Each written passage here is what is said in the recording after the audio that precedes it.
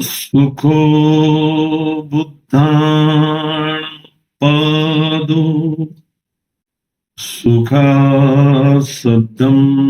देशण सुखा संगस्य सामग्री समगानं तपो सुखो. सुखद बुद्धांचा जन्म, सुखकर सद्धम्मोपदेश, सुखकर संघ एकता, सुखद समूह तपस्या. बंधू आणि भगिनींनो, आपण बुद्ध आणि त्यांचा धम्म हा अतिशय पवित्र ग्रंथ या वर्षाच्या काळाच्या निमित्ताने समजून घेण्यासाठी या 3 महिन्यांच्या अतिशय पवित्र, पूजनीय, वंदनीय बुद्धांनी स्वतः या वर्षावासामध्ये धम्माचा प्रचार आणि प्रसार करण्यासाठी आपल्या भिक्खू संघाला एका ठिकाणी त्या भिक्खू संघाचं जे काही ज्ञान आहे त्याच्यामध्ये वृद्धी होण्यासाठी अशा पद्धतीने वर्षावासाची सुरुवात केली होती. आणि त्याच पद्धतीने आपणही या वर्षावासाच्या कालावधीत अगदी रोज सकाळी बुद्धांच्या धम्माचं ज्ञान आपल्याला कसं ग्रहण करता येईल यासाठी प्रयत्नवत असतो. आणि ते कार्य धम्मतरंगचे अनेक महानुभाव करत असतात आणि त्यांच्या माध्यमातून श्रवण करणारे सुद्धा हा धम्म समजून घेत असतात. आपण याआधी बघितलं होतं की भृगु ऋषींच्या आश्रमातून सिद्धार्थ गौतम यांनी काही महत्वपूर्ण गोष्टी समजून घेतल्या आणि त्या समजून घेतल्याच्या नंतर सिद्धार्थ गौतमाला असं वाटलं की भृगु ऋषींकडे जेवढं आहे तेवढं त्यांनी दिलेलं आहे, याच्या पुढचं अजून मला प्राप्त करणं गरजेचं आहे. कारण भृगु ऋषींच्या आश्रमामध्ये स्वर्ग प्राप्तीच्या इच्छेने तपश्चर्या करणारे तिथले सर्वच जे कोणी शिष्य भृगु ऋषींचे होते तो तसा प्रयत्न करत होते. परंतु सिद्धार्थ गौतमाला स्वर्ग प्राप्तीची अभिलाषा नव्हती. त्यांना ऐहिक जीवनामध्ये जे दुःख आहे त्याचं नेमकं कारण काय आहे याचा शोध घ्यायचा होता. आणि म्हणून भृगु ऋषींनी सिद्धार्थ गौतमाला सांगितलं, या पुढची शिक्षा जर तुला घ्यायची असेल तर तुला आता पुढच्या अर्थात अलार कालाम यांच्याकडे गेलं पाहिजे. अलार कालाम हे काही राजगृहामध्ये नव्हते. त्यांचा शोध घेत घेत सिद्धार्थ गौतम आता प्रवासाला निघालेले आहेत. भृगु ऋषींचा आश्रम सोडल्यावर गौतम अलार कालाम मुनींचे वसतिस्थान शोधण्यास निघाले. अलार कालाम त्यावेळी वैशालीस राहत होते. गौतम तिथे गेले. वैशालीस पोहोचल्यावर त्यांच्या आश्रमापर्यंत पोहोचले. अलार कलामांकडे जाऊन ते म्हणाले, आपल्या सिद्धांताचा अभ्यास करण्याची माझी इच्छा आहे. अलार कलामांना भेटल्याच्या नंतर सिद्धार्थ गौतमाने आपल्या मनातली इच्छा व्यक्त केली की मला आपला जो सिद्धांत आहे तो समजून घेण्याची इच्छा आहे. त्यावर अलार कलाम म्हणाले, तुझे स्वागत असो. माझा सिद्धांत असा आहे की तुझ्यासारख्या बुद्धिमान माणसाला थोडक्याच काळात त्याचे आकलन व ज्ञान होऊन तो आत्मसात करून घेता येईल आणि त्या सिद्धांतानुसार वर्तनही करता येईल. या ठिकाणी अलार कलाम यांना गुरुस्थानी मानून सिद्धार्थ गौतमाने त्यांच्याकडनं अनेक गोष्टी शिकून घेण्यासाठीची इच्छा व्यक्त केली, प्रदर्शित केली. त्यावेळेला अलार कलाम म्हणाले की तुझ्यासारख्या प्रज्ञावंत विद्यार्थ्याला माझा जो सिद्धांत आहे तो समजून घेणं फार अवघड नाही. तो लवकरच तू आत्मसात करशील आणि त्या सिद्धांतानुसार वर्तनही करशील. खरोखर हे उच्चतम ज्ञान संपादण्यास तू अगदी पात्र आहेस. ज्या प्रकारचं ज्ञान अलार कलाम यांना माहिती होतं ते ज्ञान उच्च कोटीचं होतं आणि अशा उच्च कोटीच्या ज्ञानाचा अनुभव घेण्यासाठी सिद्धार्थ तू सिद्ध आहेस. म्हणून तुला हे ज्ञान मी नक्कीच सांगेन. अलार कलाम मुनींचे हे शब्द ऐकून राजपुत्राला अत्यंत आनंद झाला आणि त्याने उत्तर दिले. सिद्धार्थ गौतमाला अलार कलामांनी सांगितलं की तू हुशार आहेस, तू प्रज्ञावंत आहेस, माझ्याकडे असलेलं जे ज्ञान आहे ते तू पटकन प्राप्त करू शकशील, ग्रहण करू शकशील आणि त्याप्रमाणे तू वर्तनही करू शकशील. तुझ्यासारख्या ज्ञानी पुरुषास हे ज्ञान संपादन करणं नितांत गरजेचं आहे. आणि हे अलार कलामांचे हे शब्द ऐकल्यानंतर राजपुत्र अर्थात सिद्धार्थ गौतम यांना खूप आनंद झाला.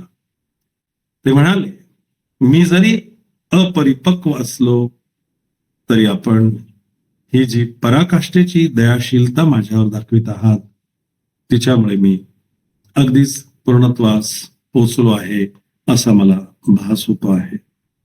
सिद्धार्थ गौतमाची अशी कधी प्रौढी नव्हतीच की मला सगळं समजतं, मला येतं, तुम्ही काय सांगणार आहात, तुमच्याकडे असेल होते, मी आधीच ऐकून आलो आहे किंवा मला माहिती आहे, अशा प्रकारचं कुठलंही वल्गणा करून त्यांनी ज्ञान संपादन नाही केलं. अगदी आदबीने, नम्रतेने ते अलार कलामांना म्हणतात, मला कल्पना आहे की मी अजून तेवढा परिपक्व नाही, परंतु तुम्ही माझ्यावरती जो विश्वास दाखवला नक्कीच त्यामुळे मी पूर्णत्वास पोहोचलो आहे असा मला भास होतो आहे.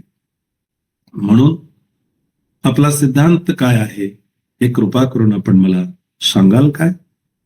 सिद्धार्थ गौतमाने विनंती केली आणि अलार कलाम यांना म्हणाले की ठीक आहे, हे आपलं मोठेपण आहे, हे आपण मला त्या योग्य समजतात आणि त्याच्यामुळे मला नक्कीच असा भास होतो आहे की ते मी नक्कीच समजून घेऊ शकेल आणि ते पूर्णत्वास नेऊ शकेल. परंतु आपल्याला विनंती आहे की आपला जो सिद्धांत आहे कृपा करून तो मला सांगावा. अलार कलाम म्हणाले, तुझ्या मनाची थोरवी, तुझ्या स्वभावातील प्रामाणिकपणा आणि तुझा निश्चय यांच्यामुळे मी इतका उत्साहित झालो आहे की तुझ्या पात्रतेची कसोटी करण्यासाठी, पाहण्यासाठी तुझी कोणतीही पूर्वपरीक्षा घेण्याची आवश्यकता मला वाटत नाही.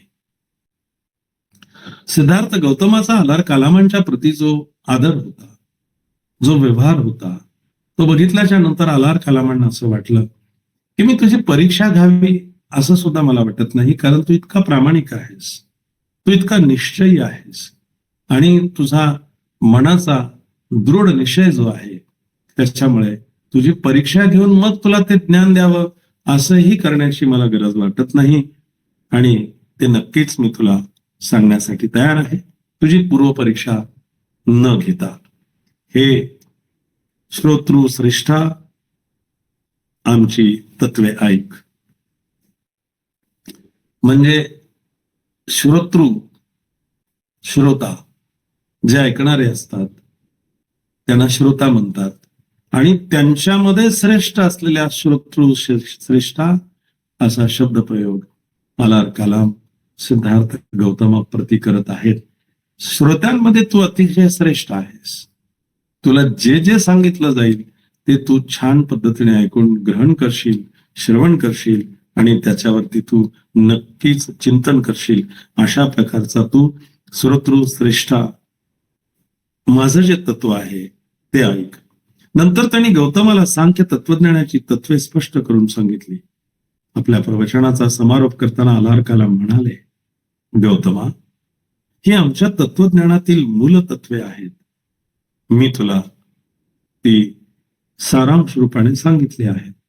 आमचं जे तत्वज्ञान आहे, आमचं जे सांख्य तत्वज्ञान आहे त्यातली जी काही मूळ रूपं आहेत आणि ती मूल तत्व जे आहेत मी सारांश रूपाने तुला सांगितले आहेत. अलार कलामांनी केलेल्या अगदी स्पष्ट अशा विवरणामुळे गौतम आनंदित झाले. त्यांनी अतिशय सुंदर पद्धतीने ह्या सगळ्या गोष्टी त्यांना थोडक्यात समजून सांगितल्या आणि त्याच्यामुळे सिद्धार्थ गौतम फार आनंदित झाले. आपल्या प्रश्नाचे उत्तर शोधण्यासाठी गौतम निराळ्या मार्गाचे परीक्षण करीत असताना ध्यान मार्गाची, समाधीची माहिती करून घ्यावी असे त्यांना वाटले. ध्यान मार्गाचे 3 पंथ होते. म्हणजे आपला जो प्रयत्न आहे, आपल्याला पडलेले जे प्रश्न आहेत या प्रत्येक प्रश्नाचं उत्तर शोधत असताना आपण ध्यान मार्गामध्ये सुद्धा कुठे मागे राहता कामा नये, तेही आपल्याला अवगत असलं पाहिजे. या संदर्भाने समाधीची माहिती करून घ्यावी असा विचार त्यांच्या मनात आला आणि जे ध्यानमार्गाचे 3 पंथ होते या सर्व प्रकारात एक गोष्ट समान होती आणि ती म्हणजे ध्यान साधनेसाठी श्वासोच्छ्वासावरती नियंत्रण ठेवणे. समाधी कशी लागते, ध्यान कसे लागते, आणि ध्यान जर समजा आपल्याला कसे लागते हे समजून घ्यायचं असेल तर त्यासाठी श्वासोच्छ्वासावरती आपल्याला नियंत्रण करता आलं पाहिजे. हा एक समान धागा म्हणजे तीन पंथ जे आहेत या तीनही पंथांची हीच एक महत्वपूर्ण ओळख होती की त्यासाठी सुरुवात करताना आधी आपण श्वास जो सोडतो, श्वास जो घेतो, याच्यावरती आपण नियंत्रण कसे निर्माण करू शकू हा पहिला धडा त्यातील सगळ्या ठिकाणी सारखाच होता. एका पंथाने आनापानसती नावाची श्वास नियंत्रणाची पद्धती अनुसरली होती. आनापानसती आपण अनेक वेळा बघतो. ध्यान साधनेला बसण्यापूर्वी आपण 10 मिनिटं आपण आपल्या श्वासाकडे लक्ष देतो. जे साधक आहेत, जे विपस्सी साधक आहेत त्यांना माहिती आहे आपल्या चित्ताला एकाग्र करण्यासाठी, एकचित्त होण्यासाठी, मनावरती नियंत्रण करून दिवसभराच्या कोलाहलातनं आपलं मन चलबिचल झालेलं असतं, ते अस्थिर मन स्थिर करण्यासाठी आपण सर्वप्रथम आपल्या श्वासावरती लक्ष केंद्रित करतो आणि त्यानंतर आपण आपलं मन एकाग्र करतो, शांत चित्त होतो. एकदा श्वासावरती आपलं लक्ष केंद्रित झालं की आपलं मन भरकटत नाही, इकडे तिकडे माकडासारखे चंचल चाळे करत नाही आणि मग आपलं मन एकचित्त झालं की आपल्याला समाधी लागते. आपण ध्यान साधना करू शकतो. आणि म्हणून अशा एका पंथाने आनापानसती नावाची श्वास नियंत्रणाची पद्धती अनुसरली होती. दुसऱ्या पंथाने प्राणायाम या प्राणायाम नावाची पद्धती अवलंबली होती. या पद्धतीत श्वासोच्छ्वासास म्हणजे प्रक्रियेचे 3 भाग पडतात. या श्वासोच्छ्वास प्रक्रिया जी आहे हिचे 3 भाग पडलेले आहेत. आणि श्वास आत घेणे म्हणजे पूरक, श्वास रोखून धरणे म्हणजे कुंभक आणि श्वास बाहेर सोडणे म्हणजे रेचक. आता या श्वासाची जी काही प्रक्रिया आहे ती प्रक्रिया अशीच आहे. आपण ज्या वेळेला श्वास आतमध्ये घेतो त्याला आपण पूरक म्हणतो. ज्या वेळेला श्वास आतमध्ये रोखून ठेवतो त्यावेळेला त्याला कुंभक म्हणतात. आणि ज्या वेळेला आपण श्वास बाहेर सोडतो त्यावेळेला त्याला रेचक असं म्हणतात. तिसरा पंथ समाधी या नावाने ओळखला जातो. म्हणजे या 3 प्रकारचे जे काही पंथ आहेत या प्रत्येक पंथाची वेगवेगळी पद्धत आहे. एक आहे आनापानसती, दुसरा आहे प्राणायाम आणि तिसरा जो आपण आता बघितला श्वास घेणे, रोखून ठेवणे, पुन्हा सोडून देणे. अलार कलाम ध्यान मार्गावरील प्रभुत्वाबद्दल प्रसिद्ध होते. अलार कलामांची ख्याती होती, ते प्रसिद्ध होते. ध्यान मार्ग नेमका कसा असतो या संदर्भात त्यांचं प्रभुत्व होतं. अलार कलामांच्या मार्गदर्शनाखाली आपल्याला ध्यान मार्गाचे शिक्षण मिळाले तर फार चांगले होईल असे गौतमाला वाटले.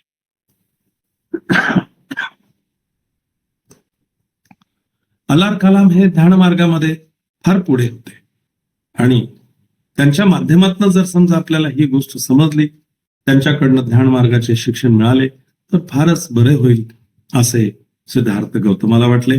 म्हणून ते अलार कलामांशी त्याविषयी बोलले आणि मला ध्यानमार्गाचे शिक्षण घेण्याची कृपा कराल काय असे सिद्धार्थ गौतमाने अलार कलामांना विचारले. म्हणून मोठ्या आनंदाने अलार कलामांनी सिद्धार्थ गौतमाला उत्तर दिले. ज्या वेळेला या ध्यान साधनेच्या संदर्भाने माझी तुमच्याकडनं काही शिकून घेण्याची इच्छा आहे अशी इच्छा सिद्धार्थ गौतमाने अलार कलामांकडे प्रदर्शित केली, त्यावेळेला मी आनंदाने आपल्याला शिकवेन असं अलार कलाम सिद्धार्थ गौतमाला म्हणाले. अलार कलामांनी ध्यान मार्गाचे तंत्र त्यांना शिकवले. त्याच्या एकूण 7 सिद्धी होत्या. ध्यान मार्गाचे सुद्धा जे प्रकार आहेत त्याच्यामध्ये काही सिद्धी आहेत. एकूण 7 सिद्धी त्या ध्यान मार्गाच्या होत्या. गौतम त्या तंत्राचे दररोज अभ्यास करू लागले. त्या तंत्रावरती पूर्ण प्रभुत्व मिळाल्यावर आणखी शिकण्यासारखे काही आहे काय असे गौतमाने आलार कालामांना विचारले.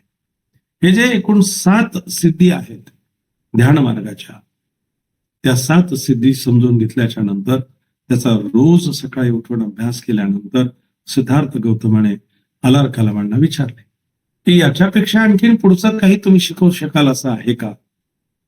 त्यावेळेला आलार कालामांनी उत्तर दिले, नाही मित्रा, माझ्याजवळ शिकवण्यासारखे जे होते ते एवढेच.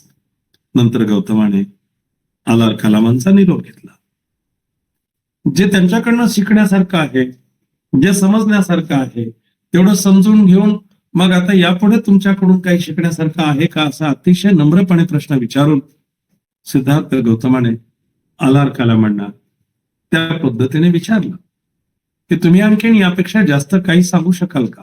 ध्यान साधनेच्या ज्या 7 सिद्धी आहेत, त्या 7 सिद्धी आपण मला समजवल्या आहेत, त्या मला नीट समजल्या देखील आहेत, त्याचा मी अभ्यास केला आहे. परंतु याही पेक्षा काही आणखीन वेगळं तुम्ही मला शिकवू शकणार असाल तर मला शिकण्याची इच्छा आहे. त्यावेळेला आलार कालामांनी सांगितलं, नाही मित्रा, जेवढं मला माझ्याकडे आहे तेवढं मी तुला सांगितलेलं आहे, यापेक्षा जास्त मी तुला सांगू शकत नाही, कारण ते माझ्याकडे नाही आहे. आणि म्हणून सिद्धार्थ गौतमाने आलार कालामांच्या आश्रमाचा निरोप घेतला. उदकराम पुत्त नावाच्या दुसऱ्या एका योग्याविषयी गौतमाने ऐकले होते. आलार कालामांनी जे ध्यानतंत्र शोधलेले होते त्याच्यापेक्षा वरची एक पायरी ध्यानी पुरुषाला गाठता येईल असा एक ध्यान विधी शोधून काढण्याबद्दल त्यांची ख्याती होती. आलार कालामांकडे ध्यान साधनेच्या संदर्भाने जेवढी माहिती होती, ज्या पद्धतीचं ज्ञान त्यांना होतं, तेवढं ज्ञान प्राप्त केल्याच्या नंतर सिद्धार्थ गौतम पुढच्या प्रवासाला निघाले. त्यांनी आणखीन एक महत्वपूर्ण नाव ऐकलेलं होतं आणि ते नाव निश्चितच आलार कालामांपेक्षा एक तंत्र ज्यांना जास्त माहिती आहे असे उदकराम पुत्त, म्हणजे त्यांच्यापेक्षा पुढची पायरी. अनेक वेळेला आपल्याला कल्पना आहे की आपण KG, प्रेप या छोट्या छोट्या वर्गांमध्ये शिकत असतो आणि तिथलं शिक्षण पूर्ण झाल्याच्या नंतर पुढचं शिक्षण घेण्यासाठी आपल्याला शाळा बदलावी लागते, पुढच्या वर्गांमध्ये जावं लागतं. मग आपण हायस्कूलमध्ये जातो. मग हायस्कूलचं शिक्षण घेत असताना एकतर आपण प्रायमरीमध्ये असू, नंतर सेकंडरीमध्ये जातो. सेकंडरीतला आपला अभ्यासक्रम 10वी पर्यंत पूर्ण केला की नंतर मग आपण हायर सेकंडरीला जातो. हायर सेकंडरीमध्ये 11वी आणि 12वीचा अभ्यास करतो आणि नंतर आपण पदवीचा अभ्यास करण्यासाठी महाविद्यालयामध्ये जातो. ह्या पायऱ्या असतात शिक्षणाच्या. ज्यांना शिकायचं असतं त्यांना ह्या सगळ्या पायऱ्यांवरून जावं लागतं आणि मग ते शिक्षण पूर्ण करून आपल्या पदव्या घेऊन मग नोकरीच्या वगैरे प्रयत्नांमध्ये बाहेर जगामध्ये पडतात. मग अशा पद्धतीने या ठिकाणी आलार कालामांकडनं सिद्धार्थ गौतमाने शिक्षण घेतल्याच्या नंतर त्यांच्या पुढचा गुरु कोण आहे, पुढची पायरी नेमकी कोणती आहे, तर उदकराम पुत्त नावाचे जे काही गुरु असतात त्यांच्याकडे आलार कालामांपेक्षा एक पायरी पुढचं शिक्षण नक्कीच असतं आणि त्यासाठी त्यांचा शोध घेत सिद्धार्थ गौतम निघालेले आहेत. आणि ज्या कुणाला इच्छा असेल त्या पुढच्या पायरीवरती जाण्याची ते सिद्धार्थ गौतम आहेत. त्याच्या तो ध्यानविधी शिकण्याचा आणि समाधीची सर्वोच्च पायरी अनुभवण्याचा सिद्धार्थ गौतमाने विचार केला. म्हणून ते उदकराम पुत्तांच्या आश्रमात गेले आणि त्यांच्या मार्गदर्शनाखाली शिक्षण सुरू झाले. आता आलार कालाम यांच्याकडनं झालं, उदकराम पुत्तांकडे आले. मुळातच सिद्धार्थ गौतम इतके नम्र विद्यार्थी होते की त्यांना शिकवण्याच्या संदर्भाने गुरुजनांनाच आदर वाटे आणि म्हणून या उदकराम पुत्तांकडे सुद्धा सिद्धार्थ गौतमाच्या शिक्षणाला प्रारंभ झाला. थोडक्याच काळात उदकाच्या ध्यानविधीची 8वी पायरी त्याने आत्मसात केली. आपण बघितलं की 7 सिद्धी आलार कालामांकडे आपण समजून घेतल्याच्या लक्षात आहेत. सिद्धार्थ गौतमाने 7 सिद्धी आलार कालामांकडून शिकून घेतल्या. 8वी पायरी उदकराम पुत्तांकडून शिकण्यासाठी आले आणि ती सुद्धा आत्मसात केली. उदकराम पुत्ताच्या ध्यानविधीचे पूर्ण ज्ञान मिळाल्यावर गौतमाने आलार कालामांना जो प्रश्न विचारला होता तोच प्रश्न उदक रामपुत्तालाही विचारला. 8वी पायरी समजून झाल्याच्या नंतर अलार कालामांना सिद्धार्थ गौतमाने विचारलं होतं की यापेक्षा पुढचं आणखीन तुम्हाला मला समजून सांगण्यासारखं तुमच्याकडे आहे का? तेव्हा अलार काला म्हणाले होते, नाही मित्रा, यापेक्षा माझ्याकडे काही नाही. अगदी तोच प्रश्न उदक रामपुत्तांना देखील त्यांनी विचारला, कारण त्यांच्याकडचे 8व्या पायरीचं शिक्षण यांनी घेतलं, ते त्यांना समजलं आणि त्याच्यानंतर ते पुढे निघाले. मग असा प्रश्न विचारल्यानंतर आणि उदक रामपुत्ताने तेच उत्तर दिले, नाही मित्रा, तुला शिकवता येण्यासारखे यापेक्षा माझ्याजवळ काही नाही. अलार कालाम आणि उदक रामपुत्त हे ध्यान मार्गावरील प्रभुत्वासाठी कौशल देशात प्रसिद्ध होते. पण गौतमाने असे ऐकले होते की मगध देशातही अशा प्रकारे ध्यान मार्ग संपन्न योगी आहेत, त्यांच्या पद्धतीचेही शिक्षण मिळवावे असे त्याच्या मनात आले.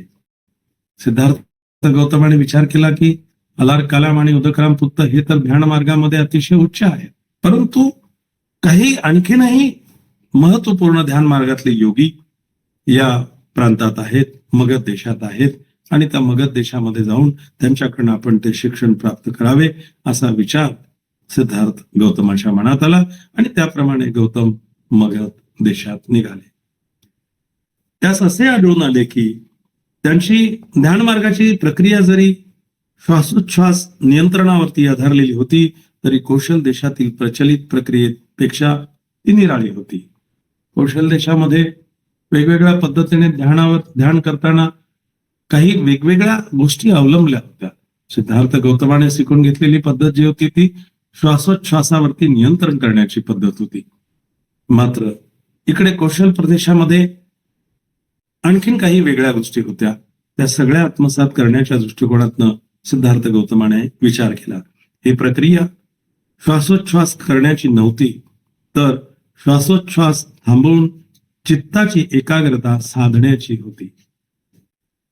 जो श्वास आपण घेतो आणि जो सोडता कामा नये, तो आतमध्ये धरून ठेवायचा आणि चित्ताची एकाग्रता करायची. अशा प्रकारचा तो तिकडे कौशल देशामध्ये एक वेगळा प्रघात होता, ती पद्धत होती. आणि ती एकाग्रता म्हणजे श्वासोच्छ्वास थांबवून चित्ताची एकाग्रता साधण्याच्या संदर्भाने. म्हणजे श्वास सोडलेला असेल तर घ्यायचा नाही आणि घेतलेला असेल तर काही वेळ सोडायचा नाही. अशा प्रकारचं नियंत्रण निर्माण करून एकाग्रता साधण्याची कला त्या ठिकाणी अवगत होती. गौतम हे प्रक्रिया शिकले. श्वासोच्छ्वास थांबवून चित्ताची एकाग्रता करण्याचा जेव्हा त्याने प्रयत्न केला, तेव्हा त्याला टोचणारे तीव्र आवाज आपल्या कानातून बाहेर पडत आहेत आणि जणू काही तीक्ष्ण टोकाच्या सुरीने आपले डोके टोचले जात आहे असे आढळून आले.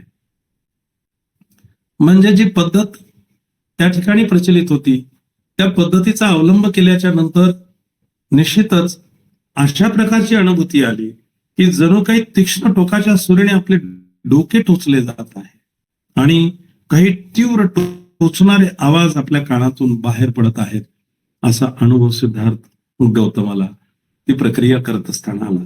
ती दुःखदायक प्रक्रिया होती, तरी पण ती आत्मसात करण्यात गौतम यशस्वी झाले. ती अवघड अशी प्रक्रिया होती. ते शिक्षण अवघड होतं. श्वास घेतला तर सोडायचा नाही आणि सोडलेला असेल तर घ्यायचा नाही. मग त्याच्या मधला जो काही काळ आहे तो काळ म्हणजे एकाग्रचित्त करण्याचा काळ. आणि हे करत असताना खूप वेदना होत होत्या. डोक्याला कोणीतरी टोकदार सुयांनी टोचत आहे किंवा कानातनं खूप असे भयंकर आवाज, तीव्र असे आवाज येत आहेत. अशा प्रकारचा भास त्यावेळेला होत होता. अभ्यास कठीण होता, अभ्यास अवघड होता, परंतु तो शिकण्याचा विचार सिद्धार्थाने केला आणि तो आत्मसातही केला. ती दुःखदायक प्रक्रिया होती, तरी पण ती आत्मसात करण्यास गौतमास यश प्राप्त झाले.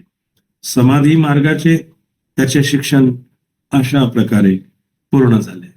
मग अलार कालाम, उदक रामपुत्त, अर्थात सर्वात सुरुवातीला भृग ऋषी आणि त्याच्यानंतर हा सगळा प्रवास, मग कौशलमध्ये गेले, नंतर मगध प्रांतात गेले. जिथे जिथे काही नवीन शिकून घेण्यासारखं आहे ते सर्व शिकून घेण्यासाठी सिद्धार्थ गौतमाने प्रयत्न केला. आणि नंतर गौतमाने सांख्य आणि समाधी मार्ग यांची कसोटी घेतली, परंतु वैराग्य मार्गाची कसोटी घेतल्याशिवाय त्याने भृगु ऋषींचा आश्रम सोडला होता. वैराग्य मार्ग नेमकं काय आहे त्या संदर्भाने खूप काही माहिती करून घेण्यापूर्वीच भृगु ऋषींचा आश्रम सोडला होता. सिद्धार्थाला असे वाटले की त्या मार्गाची ही कसोटी घ्यावी आणि स्वतः अनुभव घ्यावा, म्हणजे त्याविषयी आपल्याला अधिकारवाणीने बोलता येईल. वैराग्य म्हणजे नेमकं काय असतं हे सुद्धा आपल्याला समजलं पाहिजे. आणि ते अर्धवट सोडून जाण्यापेक्षा अधिकारवाणीने त्याच्यावरती सुद्धा आपल्याला भाष्य करता येईल, अशा अनुषंगाने तो मार्गही आपण एकदा तपासला पाहिजे, असा विचार सिद्धार्थ गौतमाच्या मनात आला. त्याप्रमाणे गौतम गयानगरीस गेले. तेथून सभोवतालच्या प्रदेशाची त्यांनी पाहणी केली आणि उरुवला येथे गयेचे राजश्री नेगरी यांच्या आश्रमात वैराग्य मार्गाचा अभ्यास करण्यासाठी वस्ती करण्याचे त्यांनी निश्चित केले. या ठिकाणी गयेचे राजश्री नेगरी हे सुद्धा अतिशय चांगल्या पद्धतीने ध्यान मार्गामध्ये काम करणारे किंवा त्यांच्या वैराग्य मार्गाच्या संदर्भाने पुढे गेलेले असे नेगरी राजर्षी होते. आणि त्यांच्या आश्रमामध्ये वैराग्य मार्गाचा अभ्यास करण्यासाठी सिद्धार्थ गौतम जाऊन पोहोचले. वैराग्य मार्गाचा अभ्यासासाठी निरंजना नदीच्या काठी ते निर्जन आणि एकांतातील स्थळ होते. म्हणजे ज्या ठिकाणी सिद्धार्थ गौतम पोहोचले ते स्थळ जे होतं ते वैराग्य मार्गाचा अभ्यास करण्यासाठी अतिशय छान निर्जन असे होते आणि निरंजना नदीच्या किनाऱ्यावरती होते. राजगृहात असताना त्याला जे परिव्राजक भेटले होते आणि शांततेची वार्ता ज्यांनी आणली होती ते 5 परिव्राजक त्याला उरुवेला येथे आढळले. राजगृहामध्ये जे 5 परिव्राजक सिद्धार्थ गौतमाला भेटले होते आणि त्या 5ही परिव्राजकांना पुन्हा इथे नव्यानं या ठिकाणी सिद्धार्थ गौतमाला त्यांना बघण्याची संधी उपलब्ध झाली. कारण हे 5 परिव्राजक तपश्चर्येसाठी निघालेले होते आणि त्यांची तपश्चर्या पूर्ण करत करत या ठिकाणाहून त्या ठिकाणी, त्या ठिकाणाहून त्या ठिकाणी ते जातच होते. आणि नेमकी यांची योगायोगाने या ठिकाणी भेट झाली आणि ते 5 परिव्राजक जे होते कौंडिन्य, अश्वजित, काश्यप, महानाम आणि भद्रिक, हे असे जे 5 परिव्राजक होते ते 5ही परिव्राजक यांना या ठिकाणी आता भेटलेले आहेत. आणि त्या उरुवेल्याला ते सर्वच जण एकत्र आले. ते देखील वैराग्याचा अभ्यास करीत होते.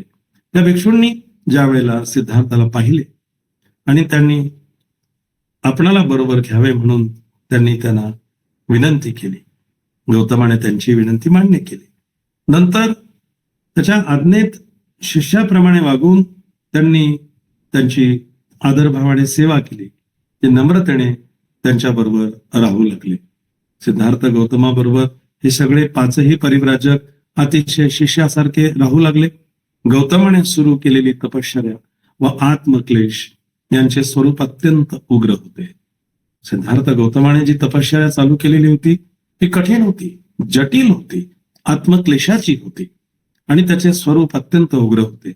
काही वेळा तो भिक्षेसाठी 2 घरी जाई, पण दर दिवशी 7पेक्षा अधिक घरी तो जात नसे. प्रत्येक घरी केवळ 2 घासांची भिक्षा घेई, पण 7पेक्षा अधिक घासांची भिक्षा तो स्वीकारित नसे. 2च घरी जायचं. 7 घरांपेक्षा कधीही जास्त घरी जायचं नाही.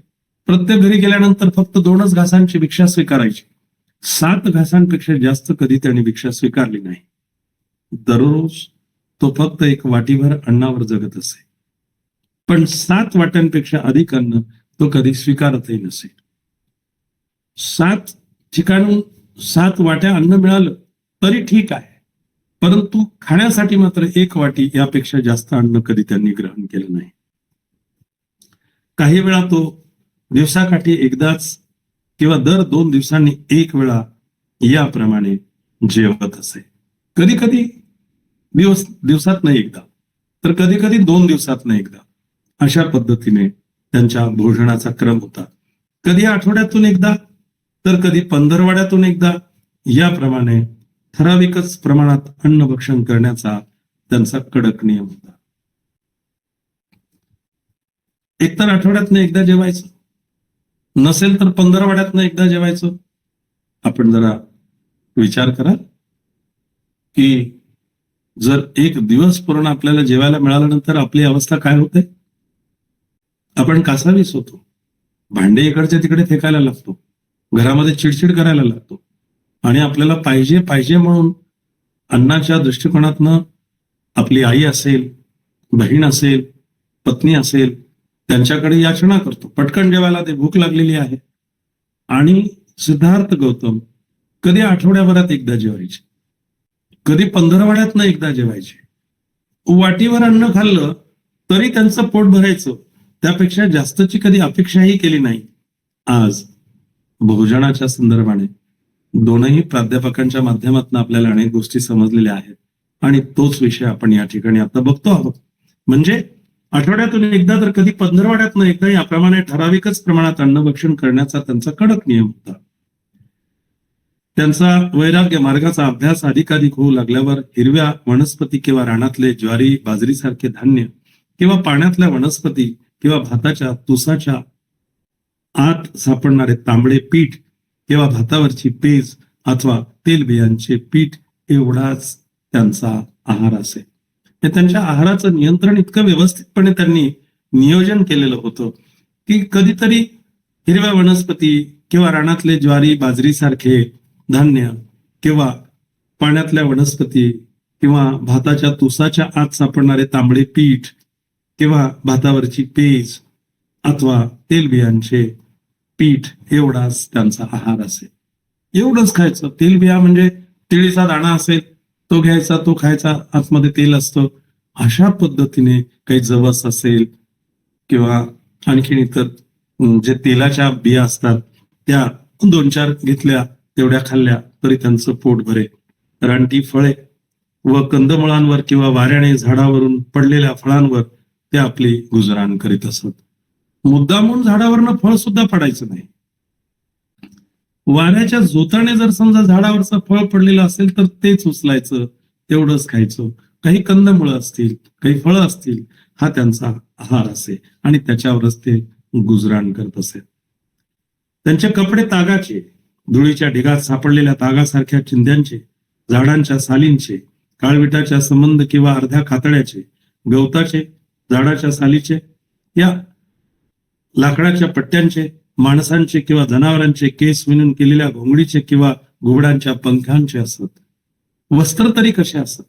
हे वस्त्रही आपण जसे ज्या पद्धतीचे कपडे वस्त्र आपला पेहराव असतो, आपल्याला पांघरायचे असतात, तशा प्रकारचे नाही, तर ते तागाचे, ताग असतो, त्या तागाचे कपडे बनवायचे.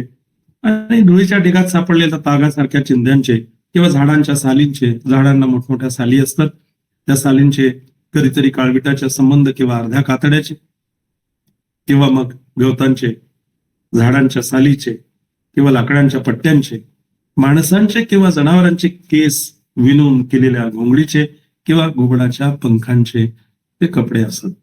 रात्री निद्रेसाठी, झोपण्यासाठी, थंडी, ऊन, वारा या सगळ्यांपासून संरक्षण व्हावं म्हणून अशा प्रकारचे वस्त्र तयार करून ते त्यांच्या अंगावर टाकत असत. त्यांनी आपल्या डोक्याचे व दाढीचे केस उपटून टाकले. उभे राहून घेतलेले आसन ते बसण्यासाठी केव्हाही सोडून देत नसे. मांडी घालून बसल्यानंतर ते कधी उठत नसे, तर मांडी घालून बसलेल्या स्थितीत राहूनच ते हालचाल करीत असत. एकदा मांडी घालून बसले की मग उठायचं नाही, मांडी मोडायची नाही किंवा त्याच परिस्थितीमध्ये अगदी अल्पशी हालचाल करायची, थोडीशी हालचाल करायची, त्या थोड्याशा हालचालीमध्येच आपलं काम भागवून घ्यायचं. अशा पद्धतीचं त्यांचं वागणं, त्यांचा व्यवहार होता. अशा प्रकारे निरनिराळ्या पद्धतींचा अवलंब करून ते वैराग्याच्या इतक्या पराकोटीला गेले की आपल्या शरीराला पराकाष्ठाच्या यातना आणि वेदना देण्यासाठीच ते जगू लागले. आपल्या शरीराला जितक्या जास्तीत जास्त यातना वेदना देता येतील त्याचा ते विचार करू लागले. म्हणजे अशा प्रकारे आपण थोडंसं अन्न खायचं, एकदा बसलं की उठायचं नाही, उठून उभं राहिलं की तासन तास बसायचं नाही, अशा प्रकारे संपूर्ण शरीराला कशा यातना देता येतील, कसा त्रास देता येईल, कशा पद्धतीने आपणच आपल्याला स्वतःला अडचणीत टाकून घेऊ, अशा प्रकारचं ते काम त्यांनी सुरू केलं. शेवटी तो इतक्या पिळसवाण्या अवस्थेला येऊन पोचला की त्यांच्या अंगावर चिखल आणि घाण यांचे थरच्या थर इतके साचले, ते आपोआप पडू लागले. हलायचंच नाही म्हटल्यावर काय, मग माती धूळ हे सगळं त्यांच्या अंगावरती साचायला लागलं. बसल्यानंतर ऊन असेल तर घाम यायला लागला आणि मग घामामुळे ती माती अंगाला चिटकायला लागली आणि त्याच्यात थरच्या थर साचायला लागले आणि ते बऱ्याच वेळेला आपोआप पडूही लागले. अरण्याच्या भयान अशा अंतर्भागात त्याने आपली वस्ती केली होती. तो भाग कोणाच्याही अंगाचा थरकाप होईल इतका भयान होता. त्यात जाण्याचे धाडस केवळ मूर्ख मनुष्यच करू शकेल. अशा दाट अरण्यामध्ये सिद्धार्थ गौतम एकटेच वस्तीला राहत किंवा त्या ठिकाणी ध्यान साधना करण्याचा प्रयत्न करत.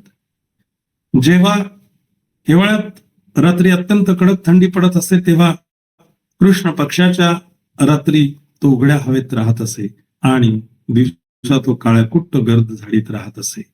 परंतु पावसाळ्यापूर्वी जेव्हा कडक उन्हाळ्याचा शेवटचा महिना येईल तेव्हा दिवसा तो अंग भाजून काढणाऱ्या उन्हात राही आणि रात्री गुदमरवून टाकणाऱ्या गर्द झाडीत राही. तपश्चर्या इतकी कठीण की आपण ऐकूनच आपल्या अंगावरती शहारे उभे राहतात. अतिशय किर्र दाट अशा जंगलामध्ये हिंस्र प्राण्यांच्या सानिध्यामध्ये ही तपश्चर्या चालू होती आणि थंडी पडे. मग अशी थंडी पडत असल्यानंतर कृष्ण पक्षाच्या रात्री तो उघड्या हवेत राहत असे आणि दिवसा तो काळाकुट्ट गर्द अशा झाडीमध्ये राहत असे. मग या अशा पद्धतीने जगण्याचा हा जो मार्ग आहे, ही जी परिक्रमा आहे, बऱ्याच वेळेला पावसाळ्यापूर्वी जेव्हा कडक उन्हाळ्याचा शेवटचा महिना म्हणजे मे महिना येईल त्यावेळी तेव्हा दिवसा तो अंग भाजून टाकणाऱ्या कडाक्याच्या उन्हात राही आणि रात्री गुदमरून टाकणाऱ्या गर्द झाडीत राही. मित्रांनो, जणू काही मृत्यू आणि जीवन यांचा हा संघर्ष, या संघर्षामध्ये स्वतःला टाकून दिलं आणि मग कडक ऊन असेल तर त्या उन्हात उभा राहायचं, रात्री जास्त थंडी असेल त्यावेळेला थंडीत राहायचं किंवा अगदी गुदमरून टाकणाऱ्या दाट जंगलामध्ये जाऊन राहायचं. जळलेल्या हाडांची उशी करून तो स्मशानात झोपे. जे हाडं माणसांची जळालेली असतात त्या हाडांची उशी करायची आणि डोक्याखाली ठेवायची आणि स्मशानात जाऊन झोपायचं. त्यानंतर गौतम दिवसाकाठी फक्त डाळीच्या एखाद्या दाण्यावर, एखाद्या तिळावर किंवा तांदळाच्या एखाद्या कणावरती गुजराण करू लागले. एखादा डाळीचा दाणा खायचा, एखादा तिळीचा दाणा खायचा किंवा एखादा तांदळाचा दाणा खायचा, एवढ्यावरतीच आपलं दिवसभर. मग कधी कधी 2 आठवडे, कधी 3 आठवडे अशा पद्धतीचे एकच दाणा खाऊन त्यांनी आपलं गुजराण सुरू केली. ज्यावेळी दररोज ते फक्त एक फळ खाऊन राहू लागले त्यावेळी त्यांचे शरीर अत्यंत क्षीण झाले.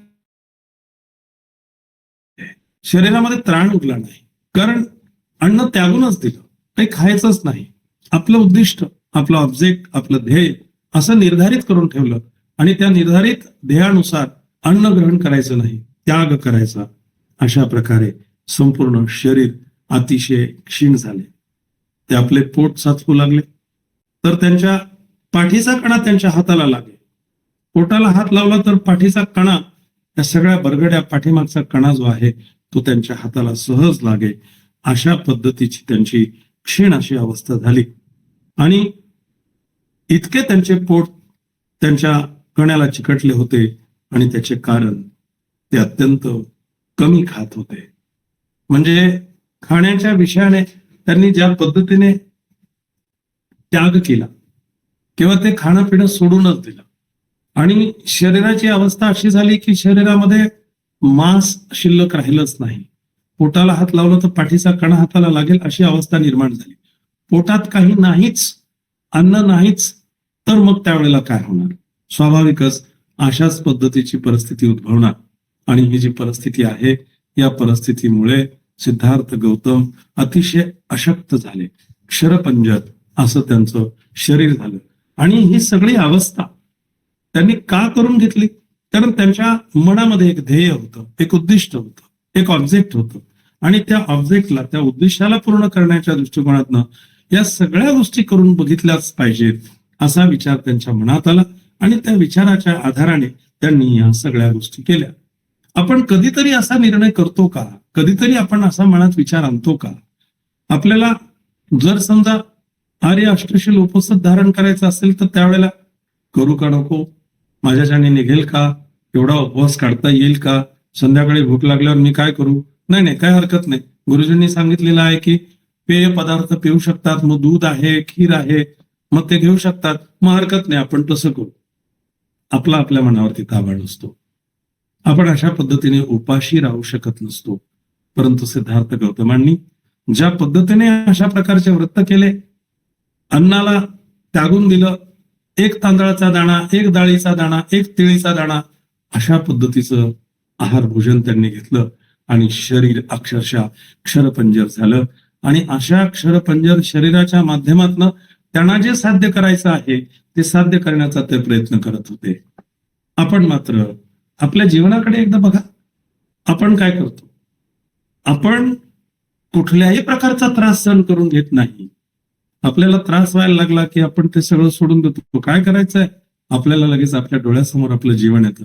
अरे जान है तो जहान है, मग सर सलामत तो पगडी 50, अशा अनेक म्हणी आपल्या डोळ्यासमोर येतात आणि आपण लगेचच थोडस अस्वस्थता वाढली की आपण पटकन खायला कधी मिळेल या दृष्टिकोनातून विचार करतो आणि आपण ह्या सगळ्या गोष्टी ज्या त्यागाच्या आहेत, ज्या आपल्याला फायद्याच्या आहेत, त्या नाही करत. त्या केल्या गेल्या पाहिजे म्हणून आपल्याला त्या पद्धतीची प्रतिज्ञाही केली पाहिजे. प्रतिज्ञा आपण करूया. जीवसृष्टी आहे असीम, ती भवसागर पार नेण्याची. प्रतिज्ञा आपण करूया. आपणात दोष असंख्य ते नष्ट करण्याची. प्रतिज्ञा आपण करूया. आहेत सत्य अनंत ती पूर्ण आकलण्याची.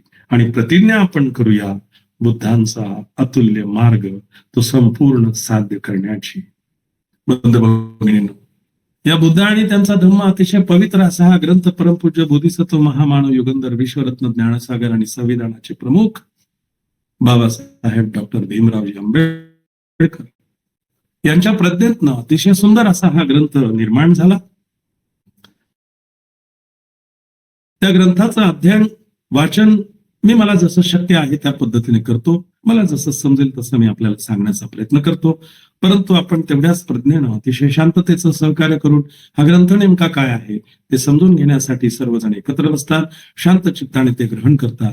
त्यासाठी आपल्या सगळ्यांचे मनोभावे धन्यवाद व्यक्त करतो आणि या ठिकाणी थांबतो. नमो बुद्धाय. जय भीम.